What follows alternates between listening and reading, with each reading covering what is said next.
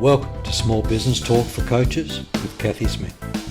This podcast is the ultimate resource for coaches looking to transform their coaching passion into a thriving business. Cathy Smith began a journey as a marketing professional in 2001 and has helped thousands of businesses to grow. Cathy specialises in helping coaches and is dedicated to showing you how to get your first clients and then many more. If you are ready to take your coaching practice to the next level, then you are in the right place. Whether you are just starting your coaching journey or you're an experienced coach not seeing the results you desire, then this podcast is for you.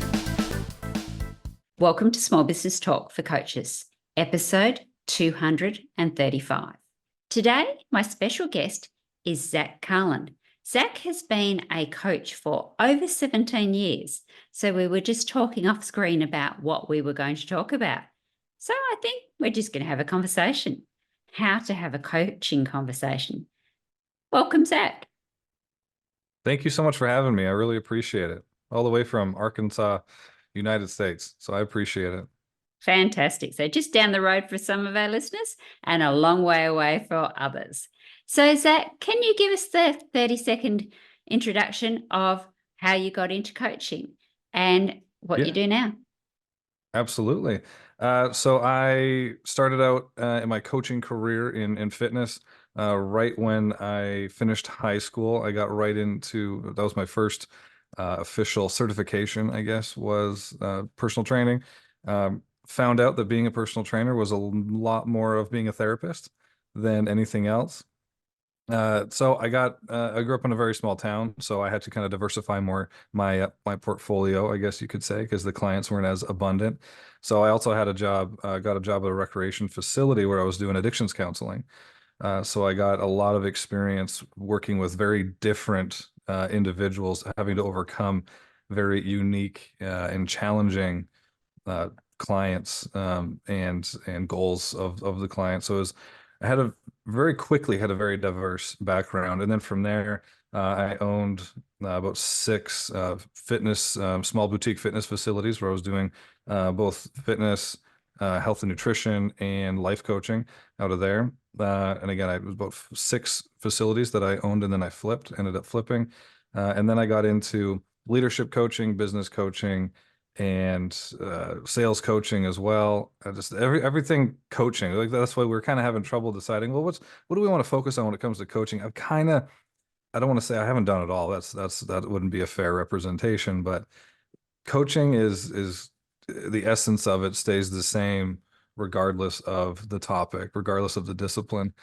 So I've had a lot of experience with coaching over the last 18 years, and now we're putting it all together with our company called Summit Chasers. You were on our podcast, the Summit Chasers podcast as well. So we're working with, now we work with small businesses to try to help them create the life that they want to live and run the business that they want to run. Fantastic. So it's all around conversations. So where do you think we should start this conversation? I think we should start with how to have a coaching conversation. That's probably a good place to start. Perfect. So do you have some tips for the listeners on how to have a coaching conversation? The first thing, the foundations of having a coaching conversation is to be genuinely curious. It's a lot of coaches with the title of coaches get coaching confused with teaching, or coaching confused with just telling them what to do, basically is maybe another way to say it. So you need to be genuinely curious. In order to be genuinely curious, you have to genuinely care. So you don't just have to be an expert in what you're coaching. You do, that is obviously extremely important, but you need to genuinely care about people. You're trying to positively influence somebody's life. So whether you're in fitness, sales, business, you have the ability to have a profound positive or negative effect on somebody's life. And you have to genuinely care about that. That has to be on your mind all the time. And so in order to have an effective conversation, you have to care. And you have to be very, very curious. But I believe you can't have the genuine curiosity without genuinely caring first. So I think that's the basis. That's the foundation of having a coaching conversation, I think. Absolutely. And it's very interesting that the term coach covers so many different disciplines. And as you say, it could be an advisor, could be a consultant, could be a mentor, could be just somebody selling a product and not having any better term for it. So they call themselves a coach. So when you're really thinking about coaching, do you think it's more about the questions or the listening? Both.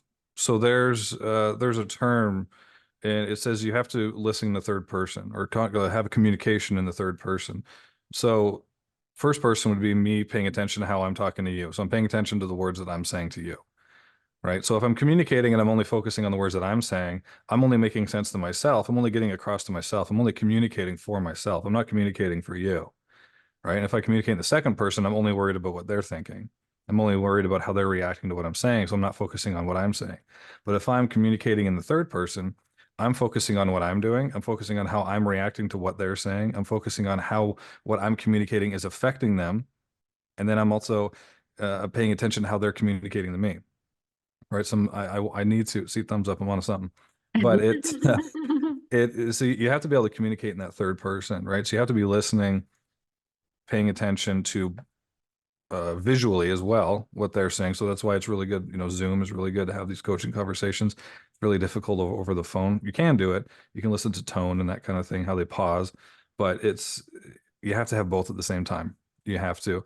And there's a fun exercise I do with some of my leadership and business clients where I have them sit with, whether it's us if we're doing the exercise, or they sit with one of their direct reports, and they just have to sit there and talk about things that they see. So I just saw that you just blinked, and as I'm saying, you just nodded, so you understood what I'm saying. Therefore, what I'm saying must be resonating, and now you're smiling, so you're starting to get what I'm saying right now. So I'm saying, I'm trying to pay attention to both how you're reacting to what I'm saying and what I'm doing in reaction to how you're reacting to what I'm saying, if that made sense. So you have to be in that third person. You have to be able to see it from both sides. And I think that's a really good thing to do, because quite often when we're not in that coaching conversation, we are just waiting for our turn. And coaches do it all the time. They talk over the top of each other. And when they're not in a coaching conversation, they're not actually listening to the other person. So being very aware of not only what you are doing, but what the other person is doing is absolutely imperative. And if you are doing that, then that curiosity normal will just bubble to the top. So, and it was interesting, your thumbs up. So for the people that are listening to the audio version only, up on the screen popped a thumbs up, and that was what we were laughing at. Yeah, it's we have to understand that we communicate 100% of the time. Like even when I'm sitting here not saying words, you can see my top half at least, right? I'm communicating in some sort of way, even though I'm not verbally, auditorily communicating, right? Like the way I'm nodding, the way, my eyebrows raised, the way I sit. So if you see somebody, shrink a little bit, like, okay, either I'm losing them or their confidence is leaving or whatever that is, you have to understand that you're always communicating. So and then that affects people. If you are coaching somebody who they have, self-esteem issues, they have self-confidence issues, like that, every little thing that you do, like they're almost over exaggerate it in their head a little bit. Not always, but that is a big thing when they have self-esteem issues, because they're always thinking like, oh, I just said something. Was that like the wrong thing to say? Or was it wrong? Or am I in trouble? Right. So it's things like that. So you have to be very aware of how what you do, even if it's not just the words you say, affects the other person. Yes. And I think that's something that sometimes we do miss, is we're just very concentrating on saying the words. But it's interesting how words mean different things to different people as well. We all know that with our names, particularly people like us that have shortened versions of our longer names. If somebody calls you by your full name, that's a quite different reaction to. I'm in trouble. And you've just pulled a good face on that, Zach. Yeah. That's quite a different reaction to if we are called by our shortened preferred names. So we need to be careful about the words we use too, because some people have different connotations about those exact words. So when we're saying something, it doesn't always come across the way we've intended it to. No, yeah, absolutely. And then tone matters. It's absolutely, it's just not the words that we say. The words we say are only about 30% of communication. And then there's a huge chunk of it that's tone. And then there's a huge chunk of it that's physical. Right. So then there's kind of the kinetic, the kids these days call it the vibe that you can feel. I know my partner's probably laughing somewhere that I said that word, but it's it's really the words that we say. Again, it's a very small portion of how we communicate, but then how we say it. Like you said, when she says Zach, I know we're probably fine, but if she says Zachary, I stand at attention. I'm like, well, what did I do? Right. So it's very different. But then she could say it in a different tone and then it means something completely different. Right. So it's just it's so important. And that, like, if you're a coach, like doing as much coaching like this as you can and trying to stay off as much like email communication, Slack communication, or if you're using an app, if you have a proprietary app or something like that, try to have as much of this type of communication as you can, especially if you have, it depends how your coaching is set up, how your program's set up. If you have higher ticket levels of your coaching, and then obviously there's going to be some that are on Slack and they only get like one phone call a month or something like that. But to be able to put as much of this as you can, like even if it's in a group, get them in a group. Like if you only have a certain amount of one-on-one clients, that maybe you have one-on-ones once a week or bi-weekly or something like that, and then you have a bigger group who maybe have a lower tier, do something in a group, right? So at least they're hearing your tone, so then they can equate your tone and how you use your words, what your words mean to you and what your words mean to them. They can equate that more effectively into an email, and then your communication is just a lot smoother. So, and that's why I like content, like authentic content's important too, because you're communicating through your content. So then that'll come across more in your emails, in your Slacks, and your text messages, whatever you're using more often as well. Yes, absolutely. And that's why video is so important, so that we can see the people that we're communicating with and we can feel like we're feeling them, touching them, and making a difference to how they sound, they look.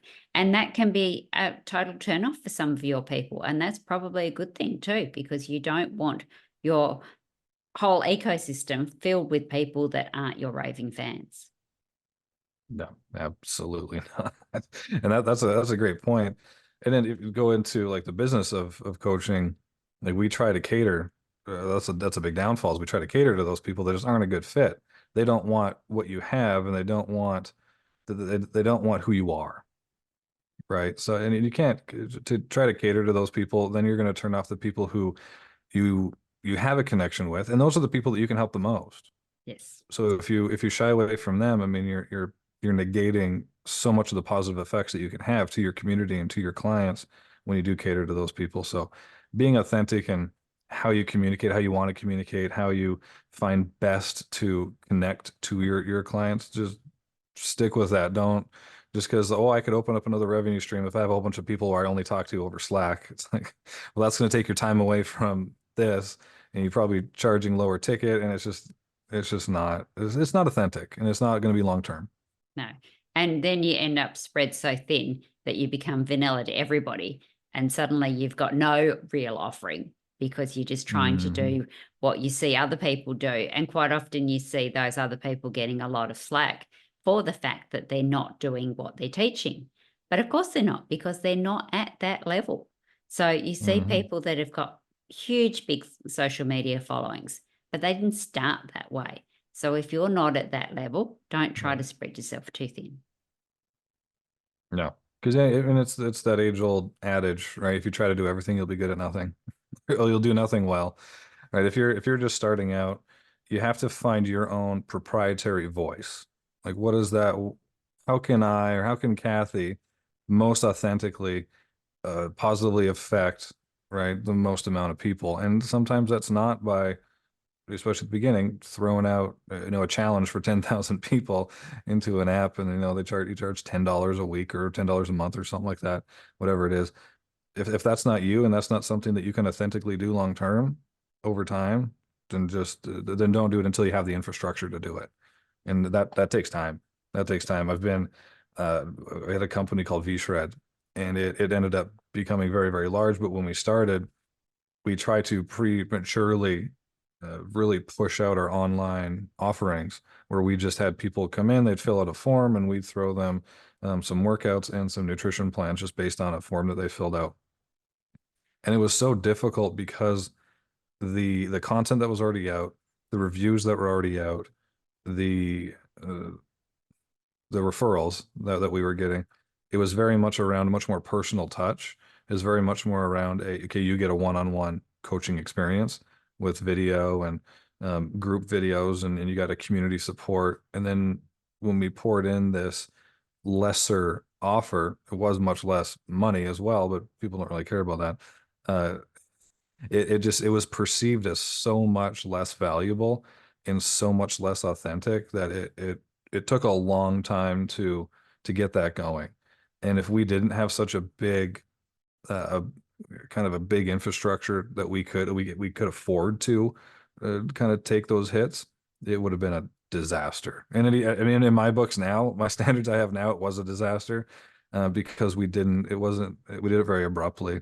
But we weren't authentic. Again, we weren't authentic. There was a front man who decided he was just gonna, I'm just gonna do the videos now. I'm just gonna be the good looking guy who does all the YouTube videos. That wasn't me, by the way.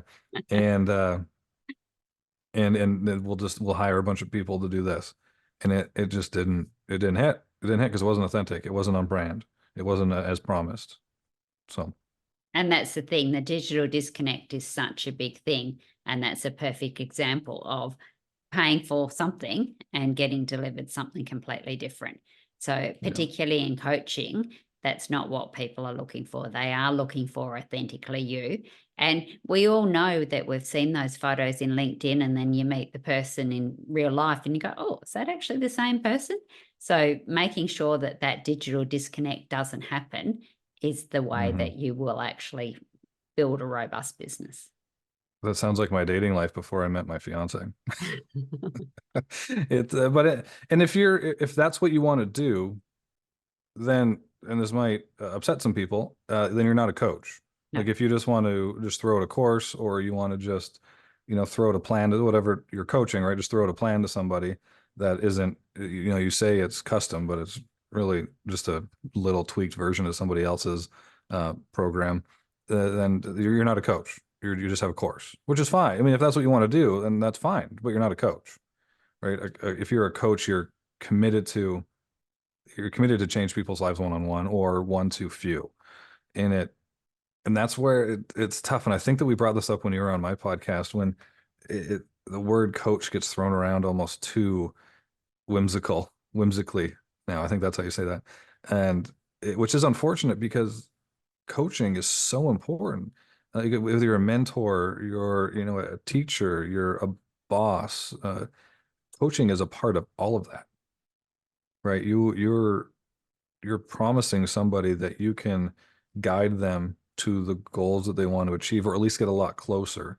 You might not take them all the way, but you can get them to where, they can maybe move on to somebody else as a mentor or coach. But it's like it's just such an important piece that we're missing, or that maybe not that we're missing, but that's needed today. If we want a lot of these, kids coming up, or young adults that we want, speaking to my clients, we want to increase, or we want to help 100,000 business owners create the life that they want. I'm not going to be able to do that by throwing out a course. I'm going to have to put together a framework, a coaching framework or a mentor framework, right? We call it a partnership. We call it what you want. There's still coaching involved. And then I'm going to have to coach people how to do that in order to replicate myself.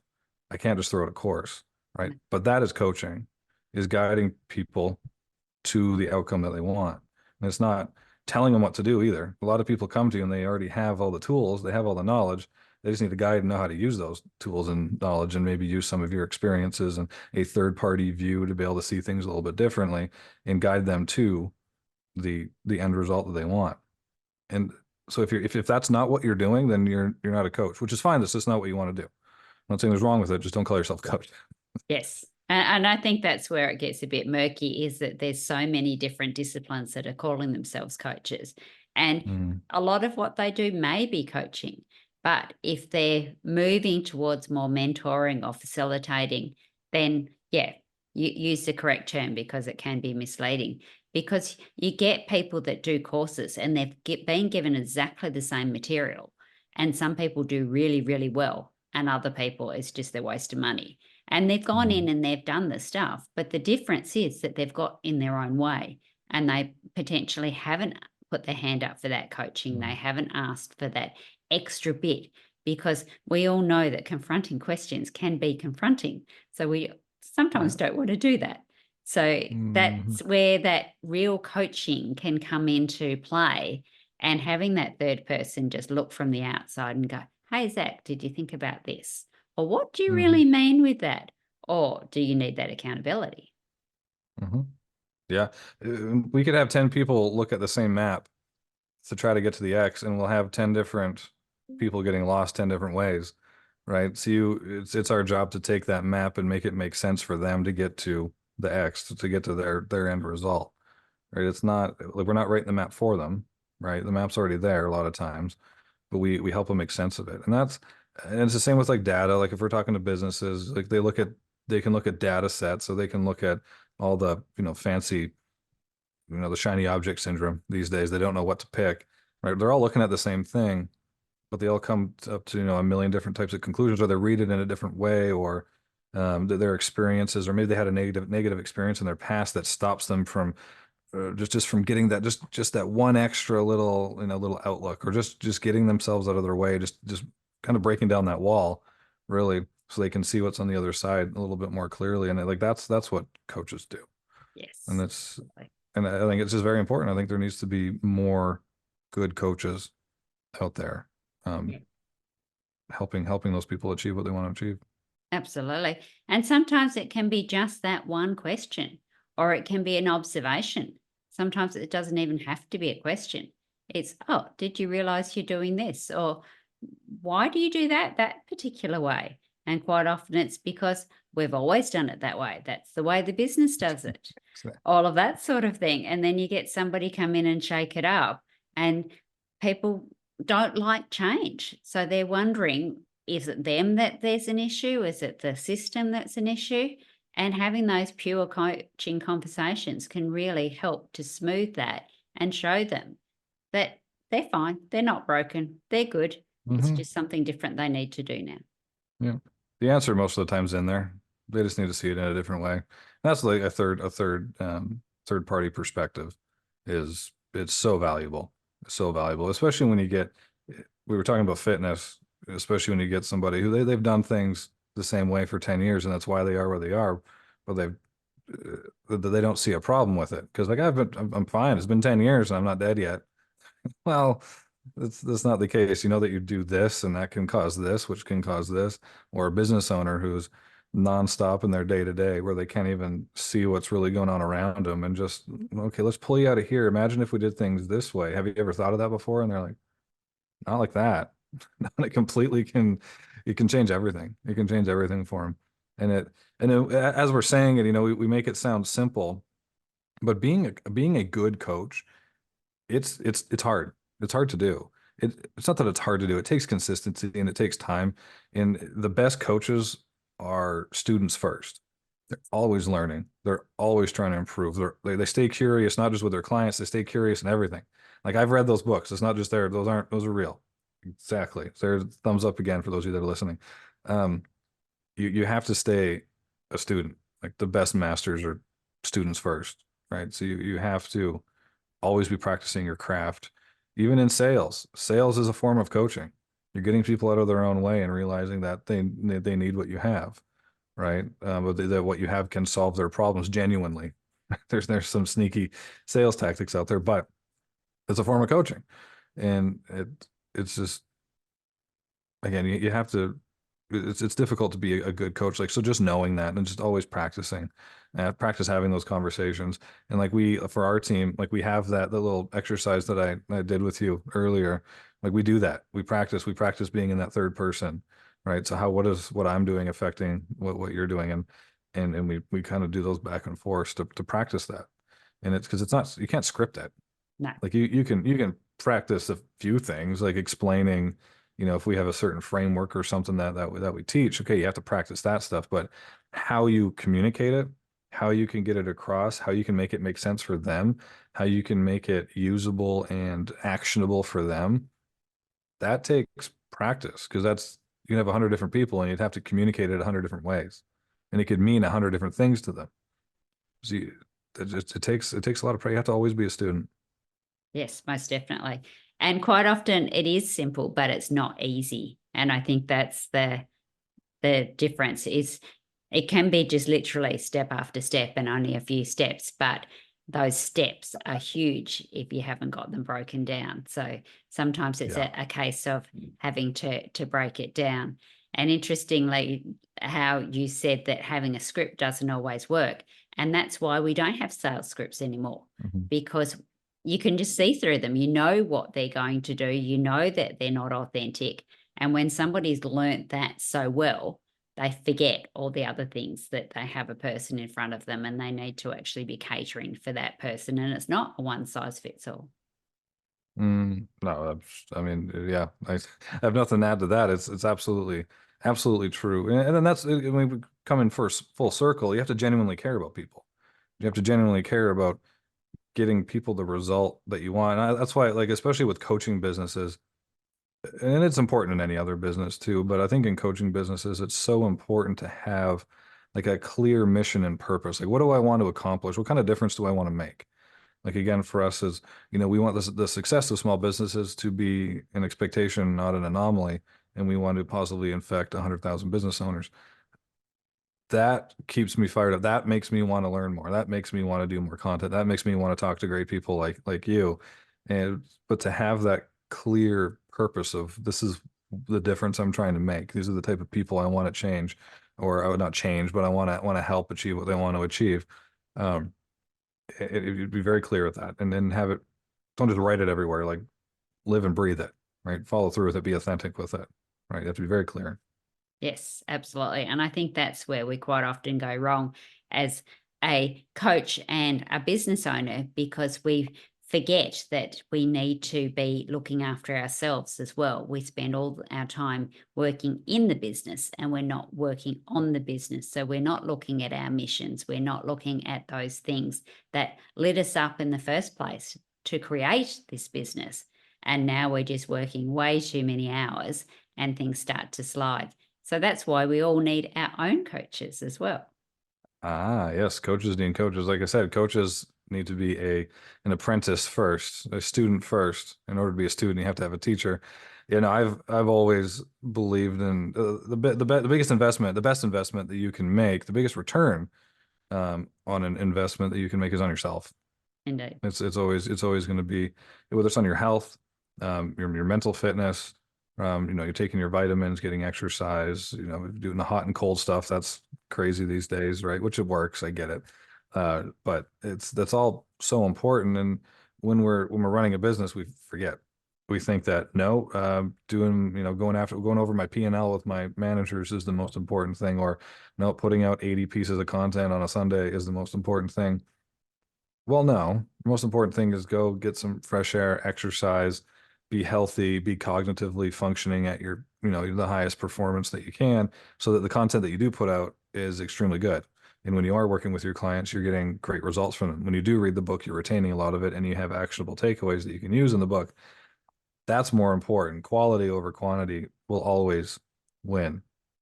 Like, there's a saying where quality will always beat quantity, but in order to get quality, you need to do quantity first, right? So, but a lot of people just keep doing the quantity. They just want to keep doing the same thing over and over again, right? Like, and that goes back to even this is a mistake that I made. I made many mistakes. That's one example of this, that I've made mistake like this I've made, is reading books. I made a goal back in 2022, I believe.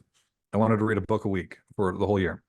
Yep. And I did it, but I maybe retained like information from 10 of them, right? I wasn't intentional with it. I was just doing it. It was like a vanity metric. We get so stuck in the vanity metrics. And I think that's something that we brought up when we were talking too, is we almost glorify, like, I worked 100 hours this week. I'm grinding. I haven't slept in 4 days. And that's almost glorified. It's like, that's terrible. It sounds like you will not keep this up and things are going to blow up in a week. Like, it's not good. So I shifted from reading a book a week to I'm going to pick 5 books in a subject that I want to master and I'm going to study those until I feel like I can teach it. That's more effective than reading 50. Absolutely. And so that's you have to have that, you have to find that balance. Yeah. Right. So but taking care of yourself and being able to put out more quality, that's always going to supersede quantity for the sake of quantity. Absolutely. And Sunday for most people should be family time and should be that downtime. And if we don't take a break, then our brains can't recharge and they can't come up with those fantastic ideas.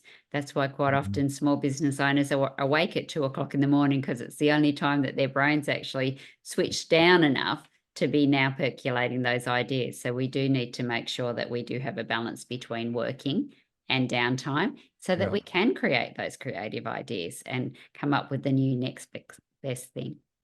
Well, and even if those of you that are listening think that is silly, Bill Gates 3 times a year would take a week, and I can't remember, he had a name for them, but he would go and do nothing, just be him in a notebook and some books, and he would just get to a spot where he was not stressed. When you're stressed, you can't be creative. It's very difficult for us to be creative. When we're stressed, like we were monkeys not that long ago, when our stress response is biologically built when we're running away from something that's trying to eat us. So we can make quick, short-sighted decisions under stress, and it feeds a lot more energy to our lungs and our legs. Well, when we're stressed nowadays, we're not running away from anything other than our feelings or our whatever. If we have investors or whatever it is, right, we're running away from them. So we're just always in this fight or flight, and it's really hard for us to be creative, and it's hard for us to make good long-term decisions. We're making more short-sighted decisions. We're more reactive than proactive. So if you can put yourself in that state where your stress levels are lower, you can be much more creative. You can see things a lot more clearer. You communicate better. You communicate more clearly, and so you need to take that time. And like I said, if Bill Gates does it, and I hear he was fairly successful, think of him what you will, but I hear he's pretty successful. So take that time, and whether that looks like, once a week. We have a river. Well, we have a lot of rivers around here, but once a week we'll go over to a river with the dogs, and I'll read a book by the river, or I'll do a video by the river, and we just hang out, and that's what we do, and then it's just no stress, and we can be creative. Yeah, absolutely. And it's amazing the things that you will think of when you're out walking the dog, be it the river, the mountains, the beach, that sort of thing, when you're not got your ears in, you're not filling your brain up with things, and you're just letting nature be and the ideas come. They're always the best ones. Yeah, well, there's a reason that we have a lot of people will say like shower thoughts. Like when we come up with ideas in the shower, is because the warm water and the static noise, which is of the shower running, it relaxes us, so we can be more creative. So that's a real thing. It's a biological effect on us, that when we're in the shower, we tend to relax. If we're not in a hurry to do something, right? If we're just in there, warm water, it allows us to think more clearly and be more creative. So you get it's why a lot of people say the shower thoughts. It's because you're relaxed. Well, there you go. I've not heard that expression before, so it makes a lot of sense. There you go. So this has been a great conversation, Zach. Is there anything that we should have said that you don't think we have? I don't think so. It was an amazing conversation. I hope a lot of people got a lot out of it. Especially the coaches and business owners out there, to take the time for themselves and to be authentic with your clients, how you want to make your positive influence on the world, how you want to change the world or just maybe it doesn't have to change the world. You just want to change the people that are in your community and in your network, to be really, really clear in how you want to do that, be authentic with it. But no, I mean, maybe we'll have a part 2 and we'll cover some more. There's lots more to do with the business of coaching that would be a lot of fun to talk about, but I think this has been a great conversation. Fantastic. So at this time of the podcast, I get to ask you 5 questions. So are you game? Oh, yeah, I'm a little nervous, but yeah, all right, let's go. Everybody says that. I'm not quite sure why. Promise they're not too hard. What is the best advice given to you by a mentor? Oh, that is a good one. Best advice given to me by a mentor. Okay. So I had this was a long time ago, but he told me I'll never get out of my own way if I don't take responsibility for everything and to do it intentionally. So that was when you get into that, like the victimhood mindset or victim mindset, you tend to, like, it's everybody else's fault. It's the dog's fault. It's my mom's fault. It's my boss's fault. It's everybody's fault. It's the red light's fault. But if you intentionally take responsibility for everything, you're admitting that you can change the outcome. You're admitting that you can improve. You're admitting that there's something like a better outcome could have come from that and it will in the future. But if you don't take responsibility for everything and put blame, you're admitting that there's nothing that you could do, that you're as good as you're going to be. And there's nothing that you could do to change the outcome. So that was probably the best advice that I've always come back to over the years that a mentor has given to me. It was from like an old boxing coach too. It wasn't like a wasn't like a Mr. Miyagi kind of guy either. It was just, yeah.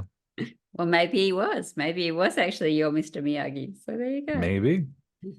What is the biggest help that you have received since starting your business? Biggest help I've received. These are good questions. Biggest help I've received. Ooh, biggest help probably. So I think it's really opening up. I had somebody who it was actually from a client. The biggest help I've had since starting the business was from a client where when you're starting a coaching business, you start working with a few clients, especially when you're just starting out, and this isn't for everybody, but for most of the time, you're still kind of making things up as you go. You're still kind of putting together your frameworks. You're still kind of flexing your mental muscles, sort of thing. And I had a client, this was 4 years ago, right when we started in 2020, when we started my old agency in 2020, and he pulled me aside and he said, man, like you are so personable, but you are really unsure when you're giving like my top leaders. So they had like the VPs and executives in his company. You're really unsure when you're correcting them. Like you almost like shrink. And he could, speaking to our point earlier, when we're communicating, he could see me kind of shrink a little bit. Because then that is something that I've struggled with was imposter syndrome. And he was like, these guys look up to you. You know that, right? And there's like, these are like 50, 60-year-old, like they've been executives for a long time. They're successful individuals. And I was a professional athlete previously, right? So and then I ran small boutique gyms. So I didn't really at the time see myself like that. And he's like, these guys respect you so much. Like, why do you shrink? Like you start the conversation, they think you're 100 feet tall. And then by the end of it, you're acting like you're 4 feet tall. Like you should be 200 feet tall by the time you're done talking. Right. So that was probably the biggest help I've gotten was just, again, it was from a client too. So it was so cool that he believed in me enough and I was having enough of a positive effect where he took me aside and kind of, he was my mentor all of a sudden at that point. But yeah, he's like, these people respect what you're saying. So stand 200 feet tall. Right. Perfect. And don't shrink. So that was probably, And that's such a good thing to learn because sometimes we don't realize how we're perceived. So no kudos idea. to your client, especially. So Yeah. excellent. Mm-hmm. What's the one thing that you have to do every day? You're non-negotiable. Ooh, I call it the 20-mile march. I like that. So one thing I have to do every day is we take the dogs, all four. We have 4 dogs. We have to take the dogs for a walk in a park called Cedar Glazed Park. Cedar Glazed. I always say glazed. Cedar Glades Park. It is very secluded, and there's a little river that we can walk down to. But that is how I have to start my day. That is the thing that I have to do, is take the dogs for that walk. Nice. Now, you said you'd read a lot of business books, but which is your favorite and why? For some reason, I knew you were going to ask me this one. That is hard, and I've been asked that a lot, and every time I probably say a different book. But for me personally, it's been probably Beyond Entrepreneurship 2.0 by Jim Collins and Bill Lazar. Fantastic book on what makes big companies and what can make smaller SMEs successful long term. It's very, very, very structured on setting foundations. Now, if you're coach listening to this and you want a suggestion on a book, The Motive would be a great one to start with by Patrick Lencioni. It's written as a story, and it's very good at kind of illuminating why being really, really clear on the type of business owner, on the type of coach, on the type of person, on the type of business you want to run, the importance of being really, really clear on that. And it does it in a really cool way. It's a very easy read. Fantastic. I always love that question because it doesn't seem to matter who you ask. Everybody's got a different favorite. So we've got so many different books we can Oh, yeah. tap into. And the last one is, what did you wish? I'm going to say that again. What do you wish you had known when you started out? Oh my God. Oh, if I was to pick one thing I wish I would have known, probably that I don't know anything. Probably that my cup will never be full. I mean, other than that, it would probably have to be uh just fail. Just try stuff. And that was one thing. That's one thing that holds people back. They want the next thing they do to be perfect, and they want it to be the thing that's going to make them a millionaire. They want it to be the thing that's going to make all the difference. It's probably not, unless you've been doing it for 15, 20 years. It's probably not. So just go try stuff. Like, be okay. Can I swear on here? Yeah. Yeah, just be shitty. Be okay with being shitty. That's probably the thing I wish I learned or I knew when I was starting out. Just be okay with being shitty at stuff, because then if you're shitty long enough, you're eventually going to be pretty good at it, and then you keep going at it, you're going to be really good at it. But you got to be shitty first. Fantastic. And I think that's a really great way to end the podcast. So, Zach, thank you very much for your time. And if people would like to know more about you or contact you, what's the best way to get in touch? Yeah, absolutely. So you can go to scngetstarted.com. You'll see us there. You can book a call there, have a chat, no obligation. We just like to talk to people, to be honest. Or you can go on LinkedIn, Zach Carlin on LinkedIn, ZachCarlin, or Summit Chasers Network on LinkedIn as well. Or you can find us on our YouTube channel. We're really trying to get a lot of traction on our YouTube channel. We're putting some pretty cool content out there, and that's Summit Chasers Productions on YouTube. Fantastic. And we'll put that in the show notes for people to find. So thank you very much, Zach. Thank you. It was an absolute blast. And SBT audience, remember, enjoy your journey. Hey, did you enjoy this podcast? Why don't you go and check out the Coach's Marketing Roadmap, your step-by-step guide to accelerate your journey to a thriving coaching business. thecoachesmarketingroadmap.com.au. And don't forget to subscribe to Small Business Talk for Coaches podcast. Go to smallbusinesstalk.com.au for all the show notes from this episode. Remember, coaches, to be great, you must start. Pick one tip from today's episode, take action and implement it. Coaches, you've got this. Let's meet again next week at the same time and place. Remember, just start. One step at a time, take consistent action and enjoy your journey.